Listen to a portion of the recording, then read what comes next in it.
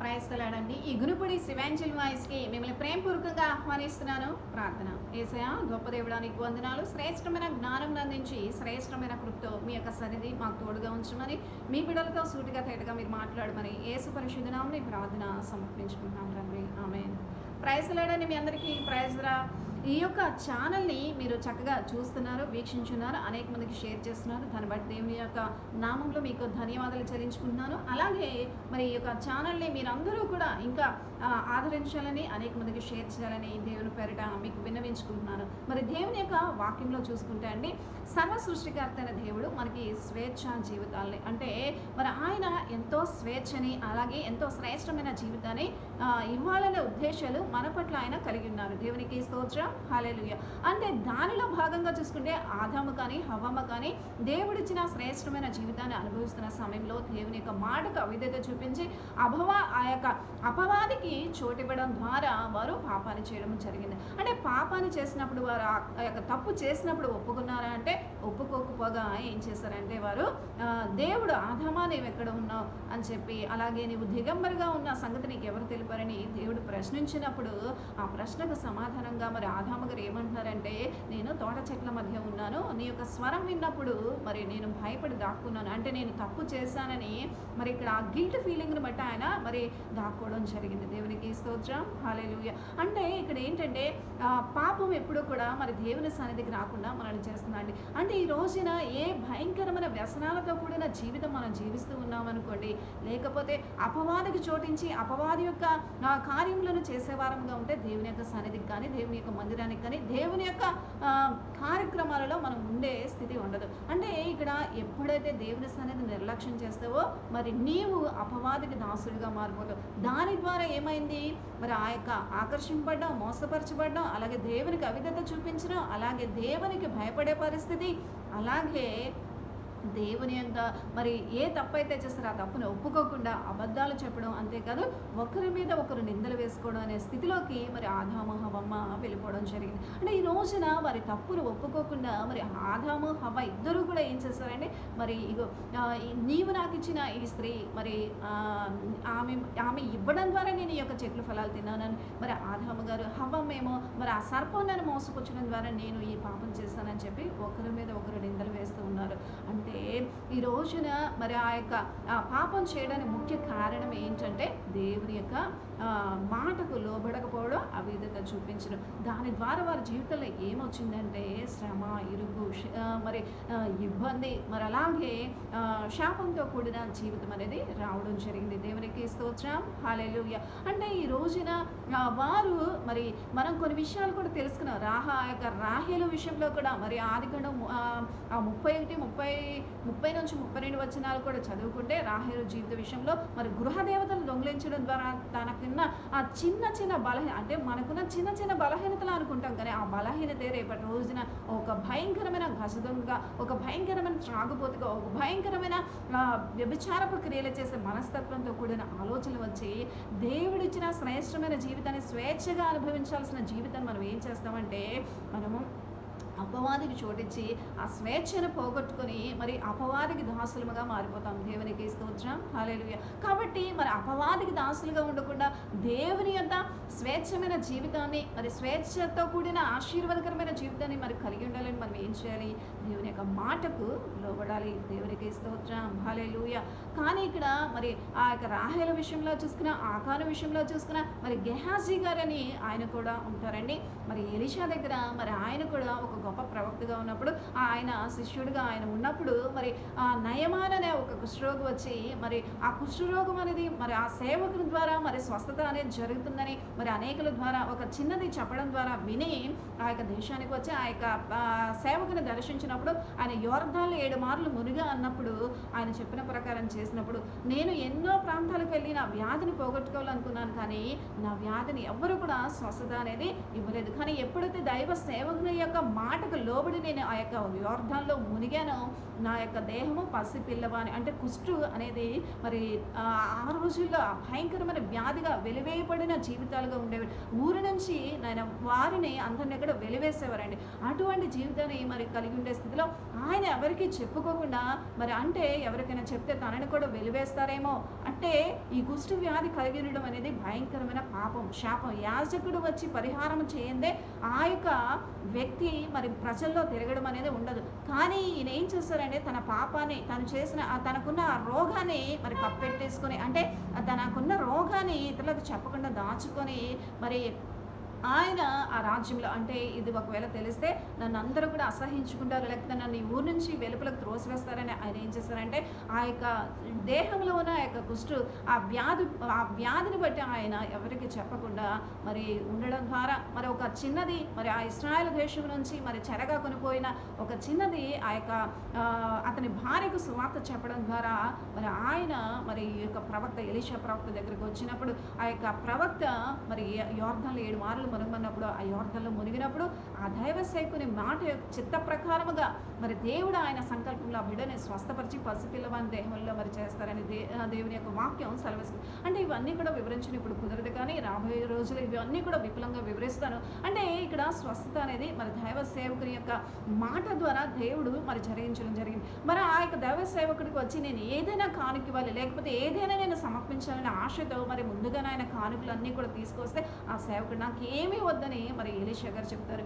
కానీ అతనికి రెండున్న ఆ యొక్క శిష్యుడైన గెహాజీ గారు ఏం చేస్తారంటే తన గురువు గారికి తెలియకుండా మరి ఆయనతో పాటు వారు నయమాను గారు వెళ్ళిపోతున్న సమయంలో అక్కడికి పరిగెత్తుకుంటూ వెళ్ళి మరి ఆ యొక్క ధనాన్ని వస్త్రాలని తీసుకోవడం జరిగింది. దాని ద్వారా మరి ఏ కుష్ఠ అయితే మరి ఆ నయమానుని విడిచిపోయిందో మరి ఆ యొక్క కుష్ఠ అనేది తరతరాలు కూడా మరి గెహాజీకి రావడం జరిగిందండి. అంటే ఇక్కడ ఏంటంటే మరి ఎలీషా చెప్తారు, నాకు నీవు ఇచ్చే ఏది కూడా నాకు వద్దమ్మా, నువ్వు స్వస్థపరచబడ్డావు చాలు, దేవుని నామానికి మహిమకరంగా దేవుని నామానికి ఘనత తెచ్చే విధంగా ఈ కార్యం జరిగింది చాలా అని చెప్పి నువ్వు ఇచ్చేది ఏవి కూడా నాకు వద్దన్నప్పుడు ఆ సేవకుడు ఎంత త్యాగపూరితమైన జీవితాన్ని ఎంత సమర్పణ జీవితాన్ని కలిగి ఉన్నారో మరి ఇక్కడ మనకు తెలుస్తుందండి. అంటే సేవకుడు అన్నవాడు వ్యర్థమైన వాటి కోసం ఆలోచించే వ్యక్తిగా లేకపోతే వ్యర్థమైన ధనదాహాలతో కూడిన ఏ జీవితాన్ని కూడా జీవించడం దేవుని చిత్తము కాదు.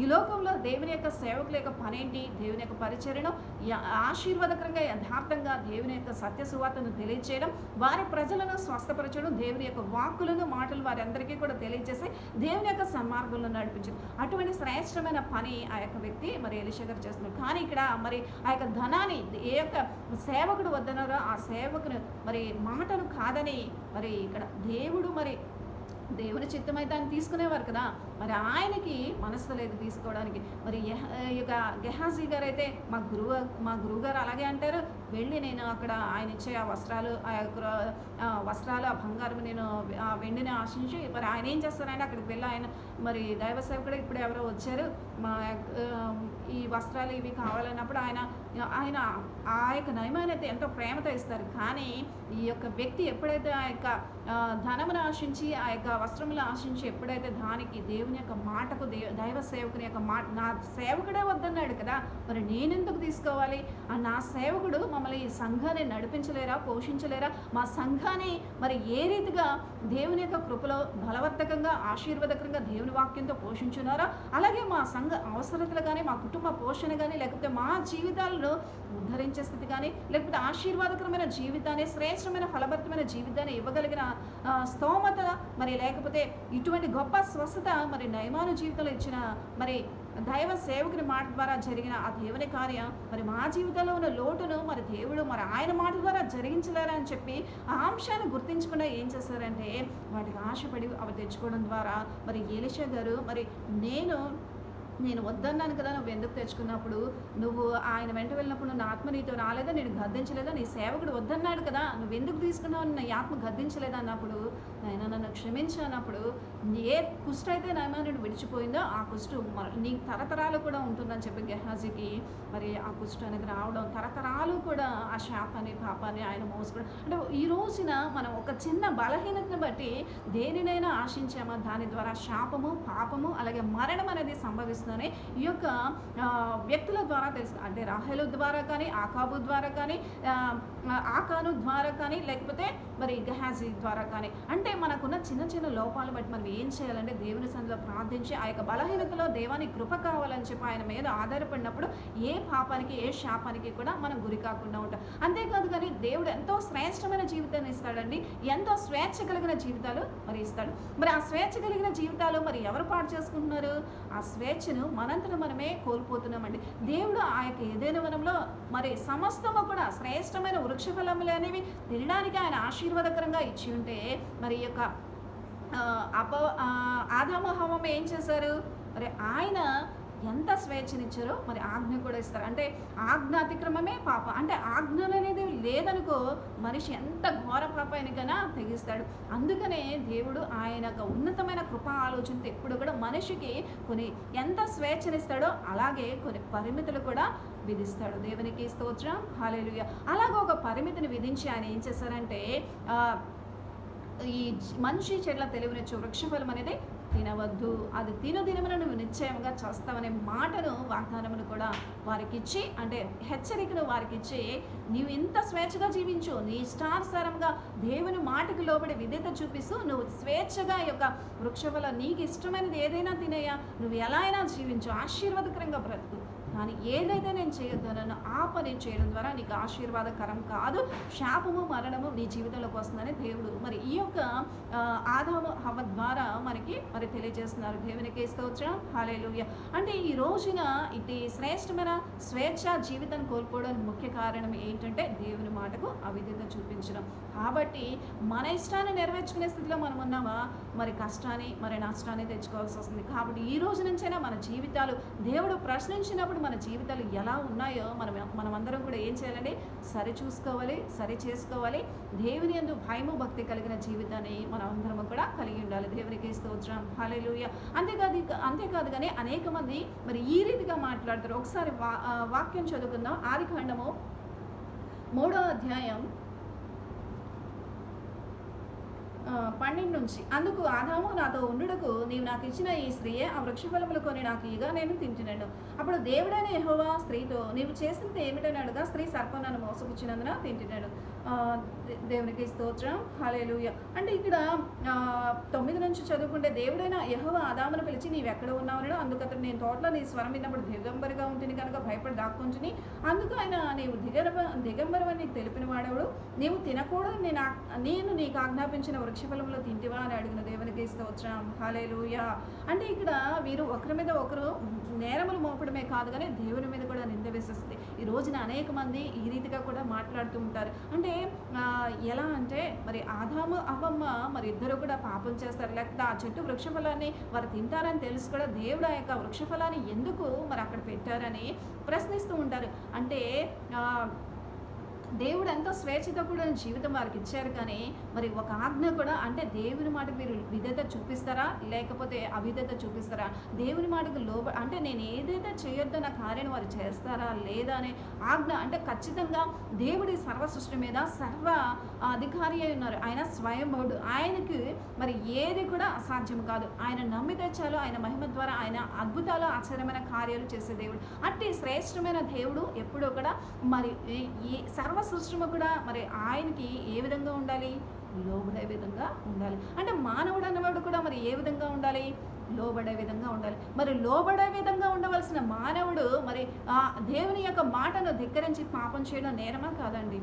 నేరమే. అంటే దేవుడు ఏదైతే చేయొద్దు అన్నారో ఆ పాపం చేయడం దేవుని యొక్క చిత్తము కాదు. కానీ మరి ఏం చేస్తారంటే ఆ పాపాన్ని చేస్తారు. అంటే అనేక మంది ప్రశ్నిస్తూ ఉంటారు, మరి దేవుడు మరి వారు పాపం చేస్తారని తెలిసినప్పుడు ఆ చెట్టు అక్కడ లేకుండా చేయొచ్చు కదా, లేకపోతే అక్కడ పెట్టకుండా మరి దాని గురించి ఏదో ఒక కార్యం చేయొచ్చు కదా అని, అంటే అక్కడ పెట్టకుండా ఉండొచ్చు కదా అని చెప్పి అనేక మంది మరి విమర్శిస్తూ ఉంటారు. అంటే ఇక్కడ ఏంటంటే మరి ఒక అంతఃపురంలో ఒక రాజుగారు ఉన్నారండి.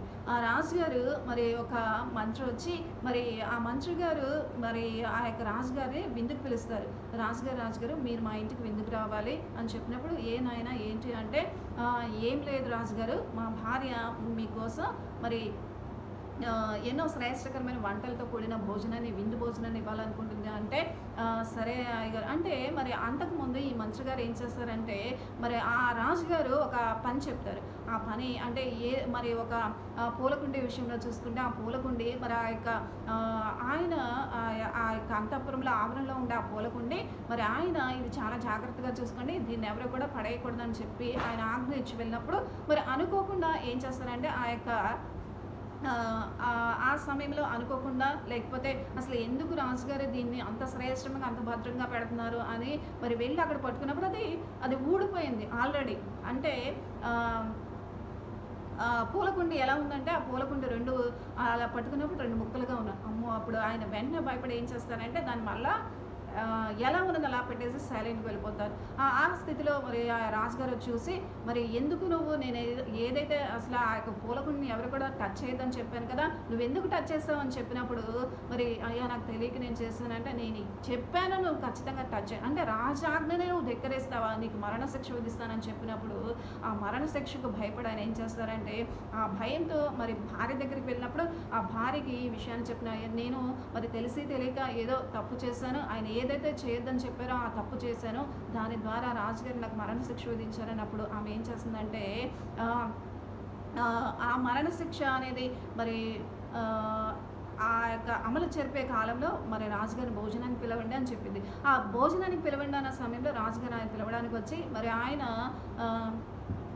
ఆ యొక్క భార్య భర్తలు ఇచ్చే భోజనాన్ని మరి స్వీకరిస్తూ ఆ విందు భోజనానికి వచ్చి రాజుగారు మరి ఆరగిస్తున్న సమయంలో ఆమె అన్నీ కూడా వడ్డిస్తూ ఉంది. ఆ వడ్డిస్తూ ఉన్న సమయంలో మరి ఒక పాత్ర మీద ఒక గంపలో ఒక చిన్న బొట్టు ఉంటే దాని బొట్టులో మూత పెట్టి ఉంచుతుంది. ఏమంటే రాజుగారు మీకు ఇష్టమైన అన్నీ కూడా వండానండి, మీరు ఇది మాత్రం ఓపెన్ చేయకండి, ఇవన్నీ కూడా మీరు చక్కగా మీరు తినండి అని చెప్పి ఆయన మరి వారికి చెప్పడం జరుగుతుంది. ఆమె వారికి చెప్పడం జరుగుతుంది. అంటే రాజుగారు అక్కడ ఉన్నవన్నీ కూడా మరి వేసుకొని తింటూ ఉంటారు. ఈలోపు మరి ఈ యొక్క మంత్రి గారు లేకపోతే ఆమె కొంచెం పని ఉండి బయటికి వెళ్ళినట్లుగా వెళ్తారు.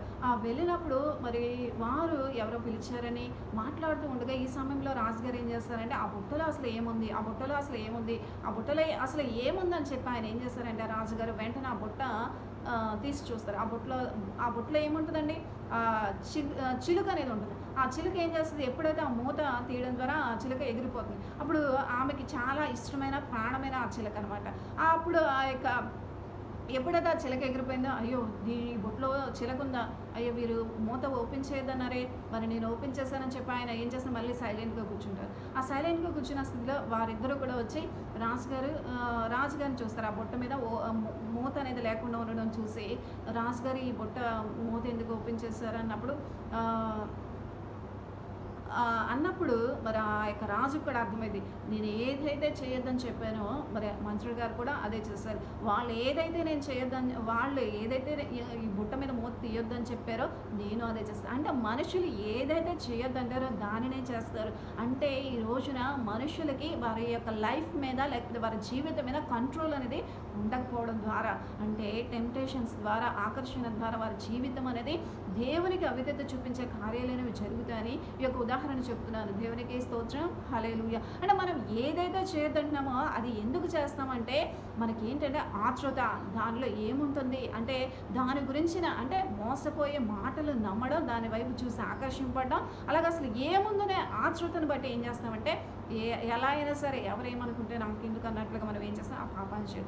అలాగే ఆదాము అవ్వమ్మ కూడా మరి ఏం చేస్తారంటే మరి దేవుడు ఎంతో స్వేచ్ఛతో కూడిన జీవితాన్ని వారికి ఇచ్చారు. అంటే ఏదైనా వనంలో అన్ని ఫలాలు తినచ్చు, శ్రేష్టముగా తినవచ్చు, హాయిగా జీవించవచ్చు. కానీ ఒక్క చెట్టు వృక్ష ఫలం మాత్రం తినకూడదు.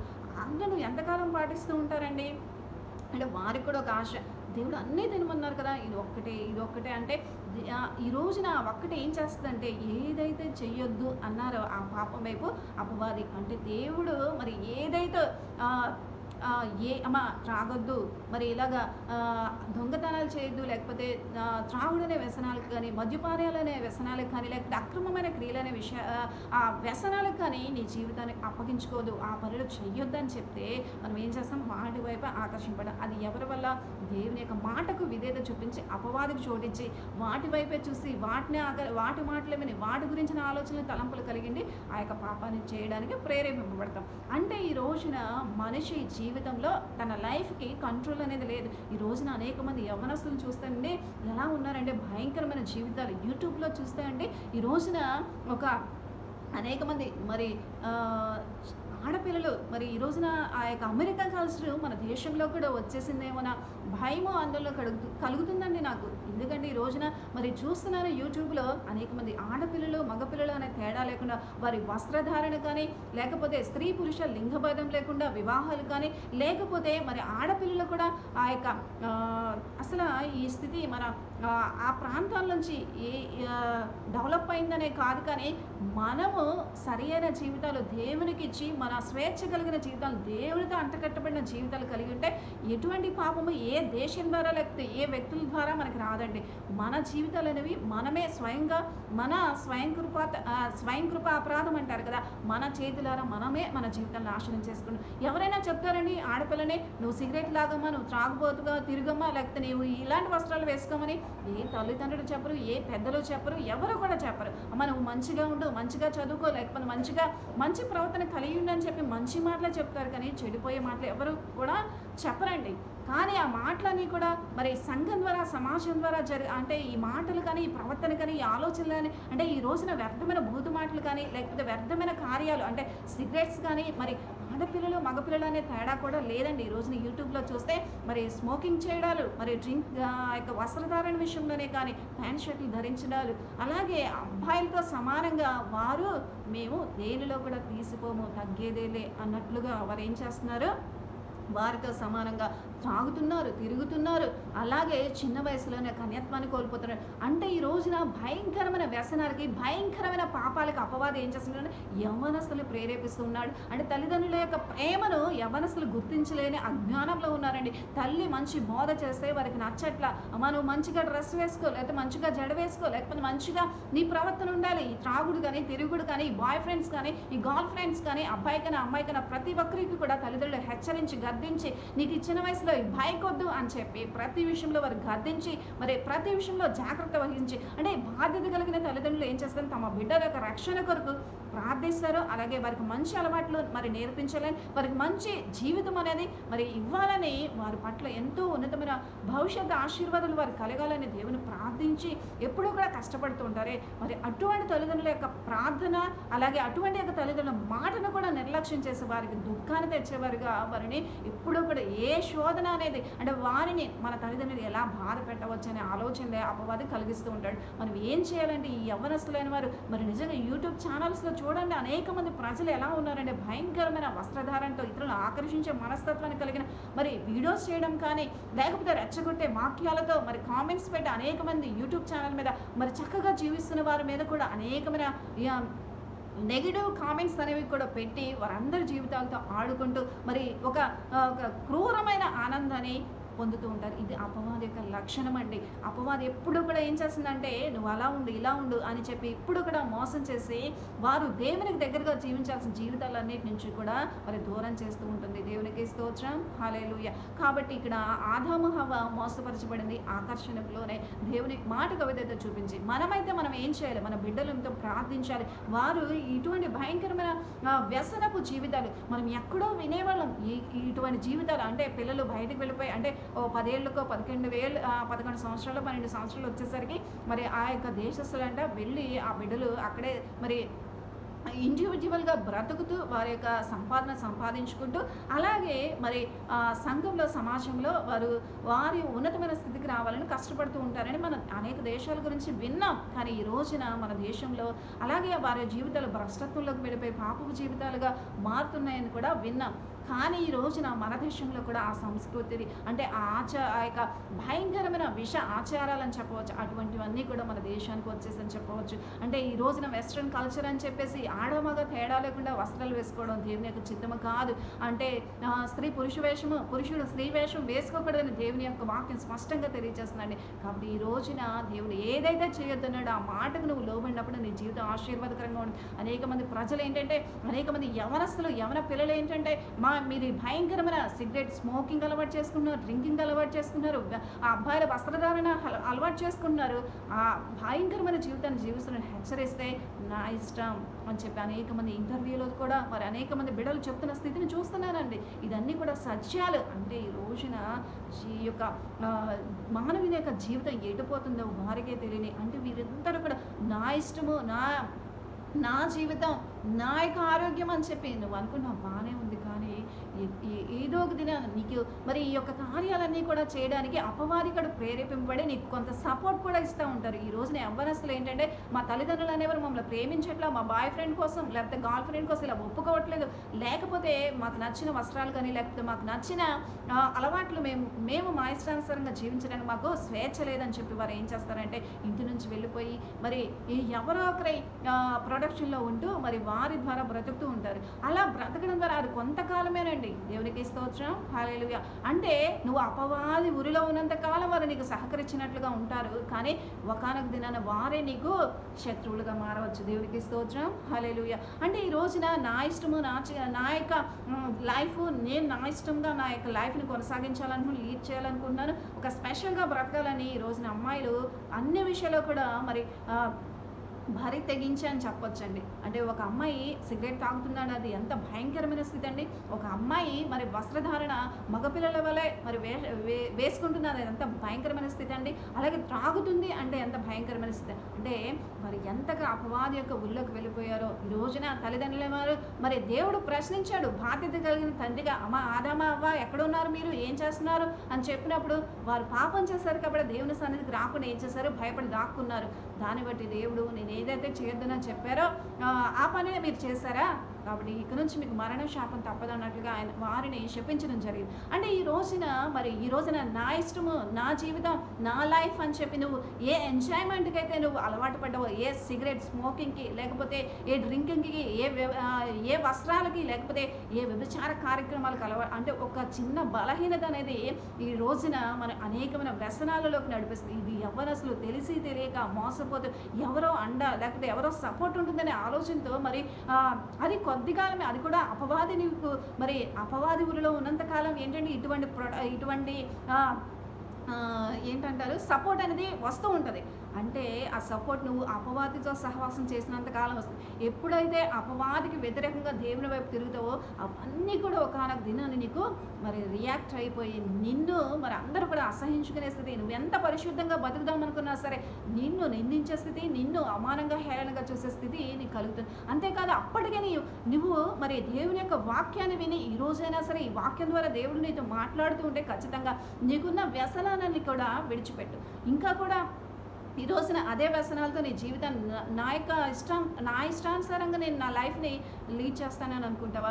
మరి అప్పటికే నువ్వు ఒకవేళ మార్పు చెందే సమయానికి ఏ భయంకరమైన హెచ్ఐవి వస్తుందో తెలియదు, ఏ భయంకరమైన క్యాన్సర్ వస్తుందో తెలియదు. అంటే ఈ రోజున పొగ త్రాగడం ద్వారా మరి పొగ త్రాగడం ఆరోగ్యానికి హానికరం, మద్యపానం ఆరోగ్యానికి హానికరం, అలాగే వ్యభిచారం మన శరీరానికే హానికరం.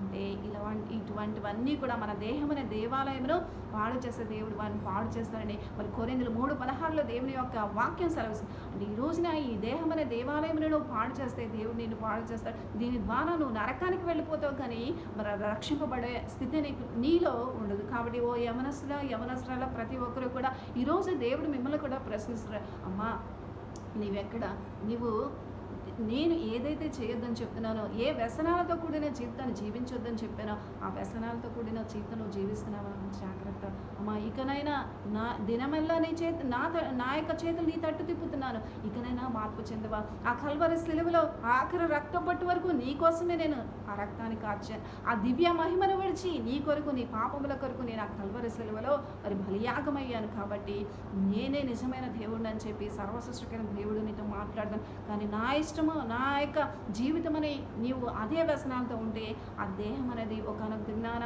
మరి ఎంత భయంకరమైన వ్యాధులకు గురైద్దో, లేకపోతే ఏ భయంకరమైన రుగ్మతలకు గురైద్దో తెలియదు. కానీ ఒకానొక దినాన ఇప్పుడు ఈ రోజున అందంగా ఉన్నంతసేపు, ఆరోగ్యంగా ఉన్నంతసేపు, మన బలం ఒడిగిపోకుండా ఉన్నంతసేపు ఎవరైనా మనకు సపోర్ట్ ఇస్తారండి. ఎప్పుడైతే మన బలము, మనకున్న అందము, ఆరోగ్యము, మనకున్న సమస్తము మన నుంచి దూరం అయిపోతాయో అప్పుడు సపోర్ట్ ఇచ్చేవారు కదా, సహాయం చేసేవారు కూడా ఉండరు. అలాగే ఏదైనా భయంకరమైన రోగం అనేది మనకు ఉందని తెలిస్తే మనం టచ్ చేయడానికి కూడా ఎవరు రారండి. దేవునికి స్తోత్రం, హల్లెలూయా. అంటే ఈ రోజున నిన్ను ముట్టుకోవడానికి కూడా అసహించుకునే స్థితి కలుగుతుంది. ఈ రోజున నువ్వు ఏ వ్యసనాలతో ఇష్టపడి నీ జీవితాన్ని నా ఇష్టానుసారంగా నేను జీవిస్తాను అనుకున్నావో ఆ యొక్క ఇష్టము ఒకనొక దినాన ప్రజలందరూ కూడా నేను అసహించుకొని వారి మధ్యలో కూడా ఉంచుకునే, లేకపోతే వారు నిన్ను టచ్ చేయడానికి కూడా అసహించుకునే స్థితి కలిగి ఉంటారు. కాబట్టి ఓ యవనస్తుడా, ఓ యవనస్తురాలా, ఈ రోజైనా దేవుని యొక్క వాక్యం నువ్వు వింటుంటే ఖచ్చితంగా ఈ వాక్యం ద్వారా దేవుని నీతో మాట్లాడుతున్నప్పుడు నీ హృదయాన్ని దేవునికి అప్పగించుకో, నీలో ఉన్న పాపాలన్నీ కూడా ఒప్పుకొని దేవుని యందు భయము భక్తి కలిగిన జీవితాన్ని కలిగి ఉండాలని దేవుడు మాట్లాడుతున్నాడు. అలాగే దేవుడు ఏ రీతిగా అయితే మరి ఆ యొక్క ఆదాము అవను ప్రశ్నించారో మనము కూడా తల్లిదండ్రులైన ప్రతి ఒక్కరు కూడా బాధ్యతగా మనం ఏం చేయాలంటే మన యొక్క బిడ్డల్ని భర్త అయినా సరే, భార్య అయినా సరే, భార్య భర్తని, భర్త భార్యని, అలాగే తల్లిదండ్రుల్ని పిల్లలు ప్రతి ఒక్కరు కూడా ప్రశ్నించాలి. అంటే ఏ దొంగతనం చేస్తూ ఏదైనా పెన్సిల్ ఏదైనా చూసినా వెంటనే ఇది ఎక్కడి నుంచి వచ్చిందిరా, ఇది ఇంకోసారి ఇలా చేస్తే నీకు దెబ్బలు పడతాయని చెప్పి గద్దించాలి. అలాగే మరి మన బిడ్డ మరి చదువుకుంటానని చెప్పి మరి 7ంటికి రావాల్సిన బిడ్డ 10ంటికి వస్తూ ఉంటే ఆ బిడ్డ గురించి ఆరా తీసి నువ్వు ఎందుకు ఈ సమయానికి వస్తున్నావు, అసలు ఎవరితో తిరుగుతున్నావు, ఏంటి సిచ్యువేషన్స్, అది స్టడీ పరంగా ఉంటే నాకు ముందే చెప్పాలి కదా అని చెప్పి అన్ని విషయాలు కూడా కనుక్కోవాలి. ఒకవేళ ఏదైనా అపవాదు చేత ప్రేరేపింపబడి వారు ఏదైనా అక్రమమైన మార్గంలో నడిచి వారు ఏం చేయాలంటే గద్దించాలి, శిక్షించాలి, ఆ యొక్క మార్గంలో నుంచి వారిని తప్పించాలి, వారి గురించి ప్రార్థించాలి. అప్పుడే వారి జీవితాలు అనేవి ఆశీర్వాదకరంగా ఉంటాయి. దేవునికి స్తోత్రం, హల్లెలూయా. అంటే ఈ రోజున ఇప్పుడు భర్త కానీ భార్య కానీ భర్త మరి ఏమీ లేదు ఇంట్లో అండి, ఒక కుటుంబంలో వచ్చేసుకుంటే ఇంట్లో ఏమీ లేదు. మరి భర్త బయటకు వెళ్ళి వచ్చేసరికి మరి భార్య ఏం చేసిందంటే మరి అన్ని రకాల వంటలతో కూడిన శ్రేష్టమైన భోజనం చేసి అక్కడ పెట్టేసరికి భర్త వచ్చాడు. అయ్యో ఈ రోజున ఏదో ఒకటి అన్నం వేసుకుని కొంచెం పెరిగేసుకొని తినేద్దాంలా అని చెప్పి ఆలోచనతో ఆయన వచ్చేసరికి ఈమె చక్కగా మంచి 2 రకాల ఐటమ్స్ అన్నీ కూడా చేసి చక్కగా వడ్డించేసరికి ఆయన మాట్లాడకుండా తినేయడం దేవుని చిత్తమా అండి? అంటే ఇంట్లో ఏమీ లేని పరిస్థితి ఉంది కదా, ఇవన్నీ కూడా నీకు ఎలా వచ్చినాయి అని చెప్పి ప్రశ్నించాలా లేదా? ప్రశ్నించాలండి. అంటే అక్రమమైన మార్గాలతో ఏది మనం అంటే ఆమె తప్పు చేసిందని కాదు, కానీ ప్రశ్నించడం ద్వారా తప్పులు అనేవి జరగకుండా ఉంటాయి. అంటే భార్య భర్తను ప్రశ్నించాలి, భర్త భార్యని అంటే ఇది ఎక్కడి నుంచి తెచ్చావు, లేకపోతే ఎవరిచ్చారు, ఇది యథార్థంగా వచ్చిందా, లేకపోతే ఈ రోజున ఆ ప్రశ్న అనేది భార్యలు కానీ భర్తలు కానీ అడగకపోవడం ద్వారా కూడా తప్పులు జరుగుతాయి. అలాగే తల్లిదండ్రులు కూడా పిల్లల్ని అడగకపోవడం ద్వారా అంటే ప్రశ్నించకపోవడం ద్వారా వారి జీవితాలు అనేవి పాపానికి, భ్రష్టత్వానికి అప్పగించుకొని భయంకరమైన జీవితాలు జీవిస్తూ ఉంటారు. దేవునికి స్తోత్రం, హల్లెలూయా. అలాగే ఈ రోజున మన జీవితాలు నాశనం అయిపోవడానికి గల ముఖ్య కారణం దేవుని యొక్క మాటకు అవిధేయత చూపించి మరి ప్రశ్నించకపోవడం కూడా ఒక తప్పు. అంటే ప్రతి ఒక్కరు అంటే ఈ ఆహారం తెచ్చినప్పుడు అమ్మా ఇది ఎక్కడి నుంచి వచ్చింది, ఎలా తీసుకొచ్చి, ఇంట్లో ఏమీ లేదు కదా అన్నప్పుడు నేను దాచుకున్న ధనంలోంచి నేను తీసి ఈ యొక్క ఆహారం వండానని చెప్తే ఆమె చక్కగా ప్రశ్నించాలి. ప్రశ్నించడం ద్వారా మంచిగా చేయడం అనేది తెలుస్తుంది. దాని ద్వారా అంటే ఒక మనిషి అనుకో ఆమెను మెచ్చుకోవచ్చు, చాలా మంచిదానమ్మా, నువ్వు జ్ఞానవంతురాలివి, దేవుని యొక్క వాక్య ప్రకారం నీ కుటుంబాన్ని కట్టుకున్నావు, లేని సమయంలో చక్కగా పొదుపు చేసి ఉన్న దాంట్లో మాకు శ్రేష్టంగా పెడతానని చెప్పి ఆ స్త్రీని పొగడవచ్చు. ఒకవేళ ఆమె ఇంట్లో లేదు, ఏం చేయమంటావు, ఏదో ఒకటి చేసి తీసుకొచ్చానని చెప్తే అక్కడ ఏమవుతుంది, భయంకరమైన శాపం వారి మీద వస్తుంది. అంటే నేను మరి ఈ రోజు నాకు తీసుకురావట్లేదు, నువ్వు అక్రమమైన మార్గాలు తిరుగుతావు అని చెప్పి భర్త భార్యని, భార్య భర్తని, అంటే ఎవరు ఏ పాపం చేసినా దేవుని చిత్తము కాదు. అలాగే మనం ఏం చేస్తూ ఉంటే బిడ్డల్ని మరి హాస్టల్స్లో పెట్టి, లేకపోతే ఉన్నతమైన విద్యను అందించాలని, లేకపోతే ఉన్నతమైన భవిష్యత్తుని ఇవ్వాలని వారిని మరి అనేక ప్రాంతాల్లో పెట్టి చదివిస్తూ ఉంటాం. ఆ చదువుకునే సమయంలో వారు ఏం చేస్తారంటే మరి ఫ్రెండ్స్ చేసే ఏదో ఒక అట్రాక్షన్తో కూడిన కార్యాలు అంటే బర్త్డే ఫంక్షన్స్ కానీ, లేకపోతే ఏదో ఒక కార్యక్రమాలు అనేవి ఆశీర్వాదకం తన బాయ్ ఫ్రెండ్తో మరి గర్ల్ ఫ్రెండ్తో వారు ఉంది, అవన్నీ కూడా ఒక హై లెవెల్లో చేసుకుంటే వీరు కూడా టెంప్ట్ అయ్యి ఏం చేస్తారంటే మరి అపవాదికి చోటించి వారు కూడా ఆ యొక్క కార్యాలకు అలవాటు పడి వారు కూడా అంటే నా బర్త్డే ఫంక్షన్ ఇలా జరిగితే బాగుండు, లేకపోతే నా యొక్క కార్యక్రమాలు ఇలా జరిగితే బాగుండు, నాకు ఇంత మంచి డ్రెస్ ఉంటే బాగుండు, లేకపోతే నాకు ఇన్ని చాక్లెట్, ఇలా ప్రతిదాన్ని కూడా ఆశించి, అంటే దీనికి ముఖ్య కారణం చేయడం ఏంటంటే తల్లిదండ్రులు మనం ఎక్కడ పెట్టినా మన బిడ్డల గురించి ప్రార్థించాలి. అలాగే వారు ఏం చేస్తున్నారో ప్రతిదినం కూడా వారిని ప్రశ్నించి, అమ్మ ఈరోజు ఎలా ఉన్నావు, ఏం తిన్నావు, ఎలా ఉన్నావు, నీ పరిస్థితి చుట్టుపక్కల ఉన్న వాతావరణం ఎలా ఉందని చెప్పి ప్రతి క్షణం కూడా వారిని గద్దించాలి, హెచ్చరించాలి, ఆ మాటలని కూడా తెలియచేయాలి.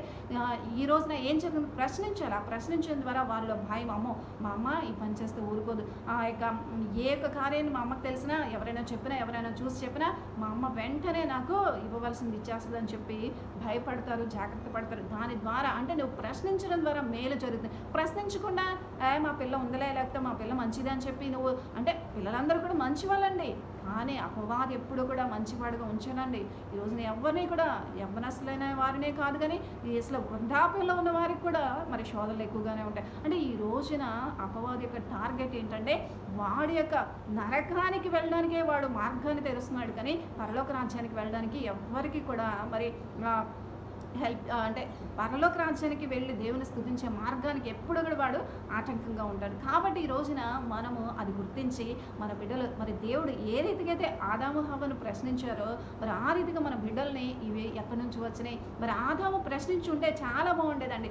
అవమ్మ ఈ యొక్క పండ్లు మరి ఈ యొక్క ఈ ఫలాలు వృక్ష ఫలాలు ఎక్కడి నుంచి తెచ్చావు, దేవుడు ఈ యొక్క చెట్టు ఫలం కొయ్యొద్దన్నాడు కదా, నువ్వు ఎందుకు కోసావని చెప్పి మరి ఆ యొక్క ఆదాము గారు అడిగితే బాగుంటుంది. అడగకుండా మరి ఆయన మరి తన భార్యని మరి నమ్మి ఆయన ఏం చేస్తారంటే ఆ యొక్క వృక్ష ఫలాలు తిని పాపం చేస్తారు. అంటే ఈ రోజున ప్రశ్నించకపోవడం ద్వారా పాపము శాపం అనేది మన జీవితంలోకి వస్తుంది. కాబట్టి మరి బాధ్యత కలిగిన దేవుడు ప్రశ్నించినట్లుగా మనం ఆదాము హవ్వను ఏ రీతిగా ప్రశ్నించి వారిని ఆ పాపం నుంచి మరి అలాగే వారికి ఇంకా భయంకరమైన శోధన అనేది రాకుండా మరి అపవాది యొక్క ఉరులకు పడిపోకుండా అంటే వారిని రక్షించడానికి దేవుడు మరలా వారి మీద కృప చూపించడం జరిగింది. దేవునికి స్తోత్రం, హల్లెలూయా. అంటే ఈ రోజున దేవుని కృప అంటే దేవుడు ఎంతో స్వేచ్ఛ జీవితాన్ని ఇస్తాడు. అది షరతులతో కూడిన జీవితం అయి ఉండదు. అంటే ఒక ఆజ్ఞ అనేది ఖచ్చితంగా ఉంటుంది. ఈ పని చేయొద్దంటే ఆ పని చేయకుండా ఉండాలి. ఎంతో స్వేచ్ఛ జీవితం ఇస్తారు, దానికి ఖచ్చితంగా ఒక షరత్ అనేది ఉంటుంది. అంటే ఈ రోజున మన జీవితాలు అనేవి నాశనం అవ్వకుండా ఉండడానికి దేవుడు అటు జీవితాన్ని మనకి ఇస్తారండి. దేవునికి స్తోత్రం, హల్లెలూయా. అంతేకాదు కానీ ఎంతటి ఘోర పాపినైనా సరే ఆయన ప్రేమించే దేవుడు. అగాపే ప్రేమ అంటే అవధులు లేని ప్రేమ. నువ్వు ఎంత స్వేచ్ఛగా జీవించు అని చెప్పి ఎంత స్వేచ్ఛని ఇస్తారో అలాగే షరతులు అంటే ఈ పని చేయొద్దనే షరతుని ఇస్తారో అలాగే ఎంత ఘోర పాపం చేసినా ఈ రోజున ఏ సిగరెట్లు తాగుతున్నావో, ఏ యొక్క మత్తు పదార్థాలు కలవటాయో, ఏ వ్యసనాలకు ఎడిక్ట్ అయిపోయి ఓ యవనస్త్రాల దేవుడు నిన్ను ఎంత ఘోర పాపం చేసినా ఎంత భయంకరమైన స్థితిలో నువ్వు బ్రతుకుతున్నా సరే దేవుడు నిన్ను ప్రేమిస్తున్నాడు. దేవునికి స్తోత్రం, హల్లెలూయా. నీవు తల్లిదండ్రులు ఎదిరించి నీవు సంఘంలో సమాజంలో నేనంటూ ఒక పొజిషన్లో ఉండాలనే దౌర్భాగ్యమైన ఆలోచన అపవాది కలిగించి నీ జీవితము అస్తవ్యస్తమైపోయి అందరూ కూడా నిన్ను అసహించుకుంటూ లేకపోతే అందరూ కూడా నేను తృణీకరిస్తూ నిన్ను ముట్టుకోవడానికి కానీ లేకపోతే నీకున్న భయంకరమైన వ్యాధిని బట్టి కానీ లేకపోతే నీకున్న భయంకరమైన అనారోగ్యాన్ని బట్టి కానీ ప్రతి ఒక్కరు కూడా నిందిస్తూ నీకు తగిన శిక్ష పడింది లేకపోతే నీకు తగిన శిక్ష జరిగిందని చెప్పి నిన్ను బట్టి అసహిస్తుంటే మరి ఏం చేస్తామంటే చక్కగా దేవుని యొక్క ప్రేమ ఎలాంటిదంటే నువ్వు దేవుని నుంచి ఎంత దూరం అయిపోయినా సరే ఆయన ప్రేమ నిన్ను వెతుక్కుంటూ వచ్చిందండి. దేవునికి స్తోత్రం, హల్లెలూయా.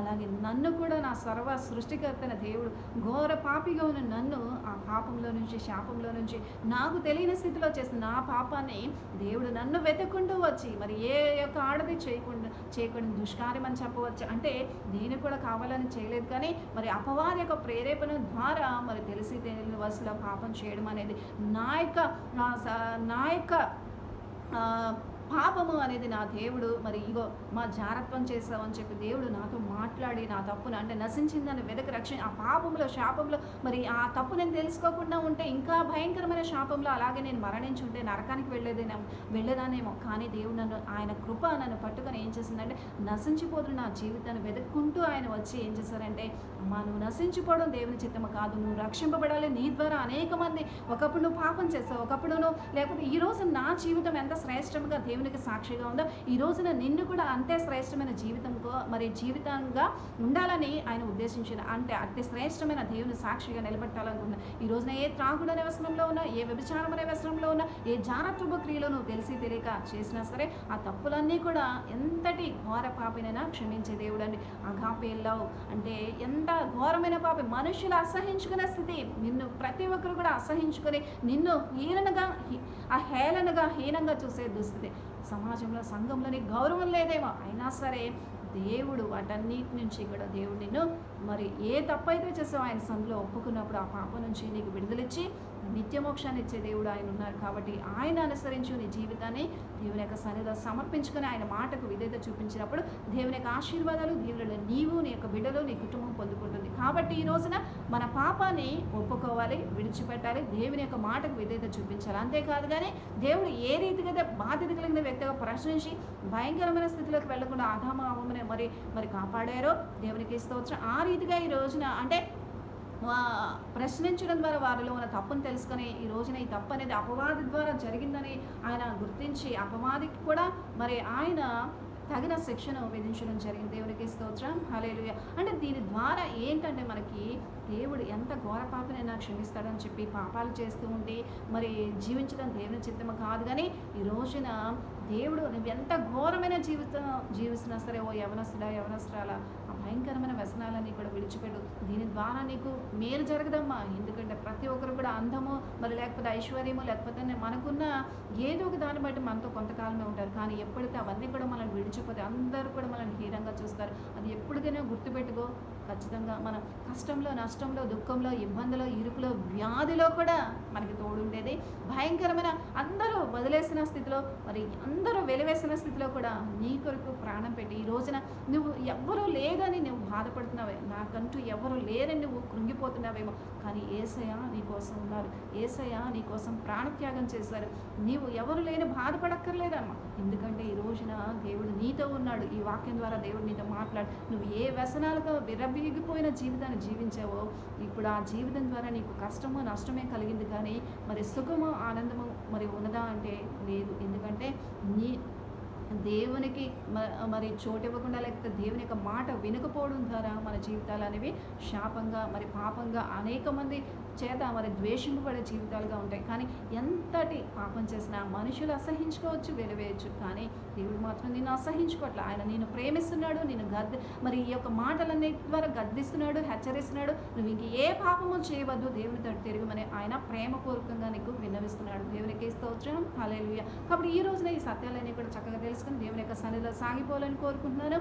అలాగే ఈ రోజున దేవుడు మరి ఈ యొక్క ఆశీర్వాదకరమైన మాటలను మన జీవితాల్లో ఫలించాలని దేవుడు కోరుకుంటున్నారు. దేవునికి స్తోత్రం, హల్లెలూయా. అంటే మరి ఆదాము అవ్వమ్మ జీవితం ద్వారా మనం ఏం తెలుసుకుంటున్నామంటే మన దేవుని మాటకు విధేయత చూపించాలి, మరి అపవాదికి చోటు ఇవ్వకూడదు. అంటే ఆయన ఎంతో స్వేచ్ఛ కలిగిన జీవితాన్ని ఇస్తారు, కానీ దానిని మనం ఆయన ఇచ్చిన ఎంత స్వేచ్ఛనిచ్చారో అలాగే మరి షరతులు అనేవి కూడా ఉంటాయి, ఆజ్ఞలు కూడా ఉంటాయి. ఆజ్ఞలు పాటిస్తూ మరి స్వేచ్ఛ కలిగిన జీవితాన్ని మరి అనుభవిస్తే ఆశీర్వాదకరంగా ఉంటుంది. కానీ మరి ఎప్పుడైతే నీవు స్వేచ్ఛ మరి పరిమితులకు మించిన స్వేచ్ఛను కోరుకుంటే భయంకరమైన శాపం పాపం అనేది మన జీవితంలో వస్తుందని దేవుని యొక్క వాక్యం సెలవిస్తుంది.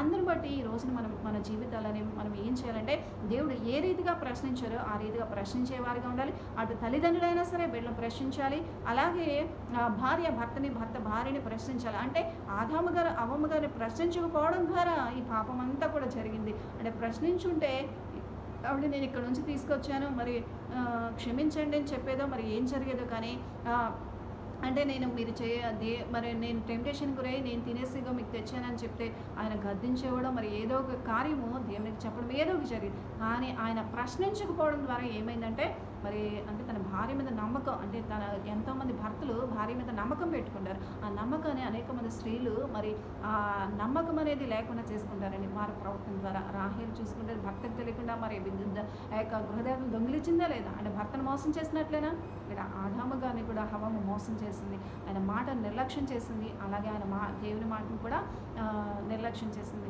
అంటే ప్రశ్నించకపోవడం ఆదాము యొక్క తప్పు కూడా చాలా ఉందండి. అంటే ప్రశ్నించకపోవడం ద్వారా ఈ రోజున అక్రమమైన మార్గంలో వస్తున్న లంచాలతో కూడిన జీవితాన్ని జీవిస్తే జాగ్రత్త, ఇవన్నీ కూడా దేవుని చిత్తము కాదు. ఈ రోజున లంచాలు తీసుకుని అనేక మంది ఉద్యోగం కోసమో, వ్యాపారం కోసమో, లేకపోతే ఉన్నతమైన పదవుల కోసమో, ఉన్నతమైన ఉద్యోగాలను సాధించే విషయంలో అనేక మంది బిడ్డలు కష్టపడి చక్కగా ఎన్నో కోచింగ్స్ తీసుకొని మరి ఎన్నో ఎగ్జామ్స్ రాసి ఎన్నో ఉన్నతమైన విజయాలను చూడాలని, శ్రేష్టమైన ఉద్యోగాలు సంపాదించుకోవాలని ఎంతో భారంగా, నీతిగా, నిజాయితీగా కష్టపడే వారికి ఉద్యోగం రాకుండా ఈ లంచాలతో అనేక మంది ఆ ఉద్యోగాలు కొనేస్తూ లేకపోతే రికమెండేషన్ కోసం వాడుతూ భయంకరమైన స్థితిని అంటే ఆ ఉద్యోగాలను సంపాదించుకుని ధనాన్ని సమకూర్చుకుని అవన్నీ కూడా మీకు ఎప్పటికైనా ప్రమాదమే. కాబట్టి ఇటువంటి స్థితిలో జీవించడం దేవుని చిత్తం కాదు.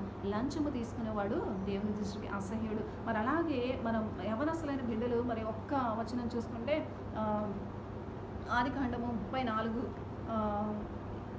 లేయా యాకోబునకు కనిన కుమార్తెన దీనా ఆ దేశపు కుమార్తెను చూడవెళ్ళెను. అంటే ఈమె అక్కడ దీనా అనే సహోదరి గురించి కూడా ఒక మాట చెప్తాను. ఆ దీనా అనే సహోదరి తల్లిదండ్రుల యొక్క మాటకు అవిధేయత చూపించి ఏం చేసిందంటే, మరి నేను ఆ దేశపు కుమార్తెను షెకెము వెళ్ళి నేను దేశపు కుమార్ అంటే వారి వస్త్రధారణ ఎలా ఉంది, లేకపోతే వారు ఎలా ఉంటారు, నాకన్నా అందంగా ఉంటారా, లేకపోతే నాకన్నా అందంగా అంటే నల్లగా ఉంటారా, లేకపోతే తెల్లగా ఉంటారా, ఎలా ఉంటారు, వారి యొక్క స్థితిగతులు సాంప్రదాయాలు ఆచారాలు ఎలా ఉంటాయని చూద్దామని వెళ్ళినప్పుడు సహోదరులు తీసుకోవాలివా, లేకపోతే తల్లిదండ్రులకు చెప్పడమో చేయాలి. కానీ మరి చెప్పా పెట్టకుండా మరి ఏం చేసిందంటే, మరి చెప్తే ఖచ్చితంగా వారు ఎవరో ఒకరిని మరి వెంట పంపించేవాళ్ళు. కానీ ఆమె చెప్పకుండా వెళ్ళడం ద్వారా ఏం జరిగిందంటే, ఆమె ఆ రాజ్యంలో ఒక షెకెము అనే ఆ యొక్క ప్రాంతంలో ఒక వ్యక్తి ఆమెను చూసి మరి ఆమెని చెరచడం జరిగింది.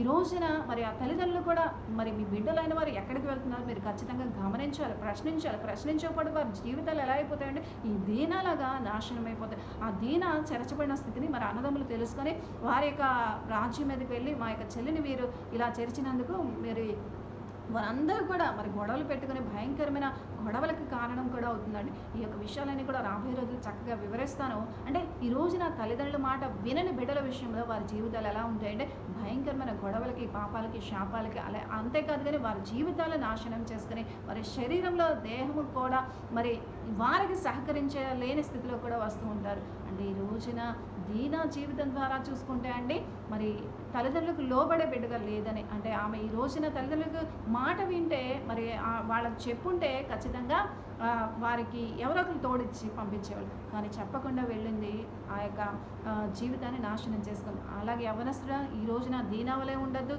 అలాగే యవనస్తులను ప్రతి బిడ్డలు కూడా మరి తల్లిదండ్రులైన వారు గద్దించాలి, మరి శిక్షించాలి. తప్పుడు మార్గంలో వెళ్తున్నారా లేకపోతే ఎలా ప్రవర్తిస్తున్నారని అని ప్రతి ఒక్కరు కూడా వారి యొక్క బిడ్డలతో ఏం చేయాలంటే ఖచ్చితంగా మరి ప్రతి విషయాన్ని గమనించి పరిశీలించి అవన్నీ కూడా తెలుసుకోవాలి. మరి దీనా జీవితం వల్లే మన బిడ్డల జీవితాలు నాశనం అయిపోకుండా ఉండాలంటే మన బిడ్డల్ని ఎప్పుడు కూడా మనతో పాటు ఉంచుకోవాలి. అంతేకాదు మన బిడ్డలకు ప్రొటెక్షన్గా ఉంచుకోవాలి. అంటే తల్లిదండ్రులను గమనిస్తేనే ఈ యొక్క సిచ్యుయేషన్స్ అనేవి కూడా అంటే మన బిడ్డలు అనేవారు ఆశీర్వాదకరంగా క్షేమంగా ఉంటారు. కాబట్టి తల్లిదండ్రుల యొక్క బాధ్యత ఎంతైనా ఉంది. దేవుడు మనల్ని ఎంత బాధ్యతగా ప్రశ్నిస్తున్నారో మనము కూడా మన బిడ్డలను ప్రశ్నించాలి. ప్రతి విషయంలో ప్రశ్నించినప్పుడు ఏది కూడా మరి నష్టాన్ని కష్టాన్ని మనకి ఇవ్వదు. అంటే మనము యథార్థమైన మార్గంలో ప్రతిదాన్ని సంపాదించుకోవాలి. కానీ లంచాలతో కూడిన జీవితాన్ని జీవిస్తే దాన్ని మనకి అది శాపము, మరి మన జీవితానికి ఆశీర్వాదం కాదు. ఈ సత్యాలన్నీ కూడా దేవుని యొక్క దైవ గ్రంథం నుంచి మీకు వివరిస్తున్న ఈ సత్యాలన్నీ కూడా మీ జీవితాల్లో ఫలించాలని, శ్రేష్టమైన దేవుని యొక్క వాక్కులు మీ జీవితాల్లో ఆశీర్వాదకంగా ఉండాలని ఇంతటితో దేవుని యొక్క వాక్యాన్ని ముగిస్తున్నాను. ప్రార్థన. యేసయ్యా గొప్ప దేవుడా నీకు వందనాలు. శ్రేష్టమైన జ్ఞానం నుంచి నైనా మీ బిడ్డలతో మీరు మాట్లాడారు. నైనా యేసయ్యా నువ్వు ఏదైతే చేయవదనో ఆ కార్యం చేస్తే మాకు శాపము, నష్టము, ఇరుకు, ఇబ్బంది. కాబట్టి మీరు ఇచ్చిన స్వేచ్ఛను భంగపరచుకోకుండా మీరు షరతులతో కూడిన ఆ జీవితాన్ని మీరు మాకు ఇచ్చారు ప్రభా. ఆ జీవితాన్ని మేము శ్రేష్టంగా అనుభవించే కృపను మాకు అనుగ్రహించమని, ఏ అపవాది యొక్క మాటలకు లోబడి మేము నాయన మా జీవితాన్ని నాశనం చేసుకోకుండా మా బిడ్డల చుట్టూ, మా కుటుంబాల చుట్టూ, మా యొక్క సమస్తము చుట్టూ మీ యొక్క అగ్నికంచును ప్రాకారముగా దిట్టపరచమని, మీకే మహిమ ఘనత ప్రభావములు పొందుకోమని యేసుక్రీస్తు నామమున ప్రార్థన సమర్పించుకుంటున్నాం తండ్రి. ఆమేన్. ప్రైజ్ ది లార్డ్ అండి. మీ అందరికీ ప్రైజ్ ది లార్డ్.